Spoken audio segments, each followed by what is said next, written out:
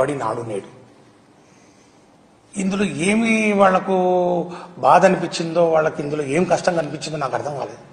ఎందుకంటే వాళ్ళ ఆలోచన విధానం, వాళ్ళు ప్రభుత్వ పాఠశాలని వాళ్ళు ఎప్పుడూ బలోపేతం చేసే కార్యక్రమం చేయలేదు. ఎందుకంటే గతంలో కూడా వాళ్ళు అధికారంలో ఉన్నప్పుడు 14 నుంచి 2019 కార్యక్రమంలో ఆ టైంలో సుమారు 1787 ప్రభుత్వ పాఠశాలను మరి మూసివేసినటువంటి ఘన చరిత్ర ఉంది వాళ్ళకు.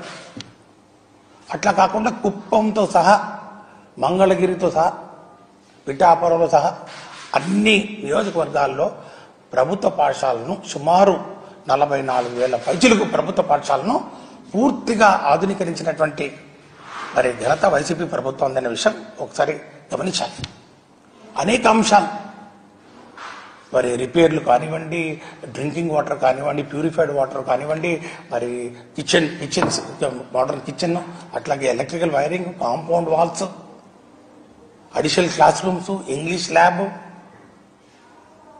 కిచెన్ షెడ్లు, ఈ విధంగా 11 రకాల ఐటమ్స్ అన్నింటినీ కూడా 2 విడతలుగా, మొదటి విడతల్లో సుమారు ఒక 15,715 స్కూళ్లు 3,669 కోట్ల రూపాయలతో ఆధునీకరించడం జరిగింది. 2వ విడత మరి అట్లాగే సుమారు 8,000 కోట్ల రూపాయలతోటి 22,344 వెరసి 44,512 స్కూళ్లు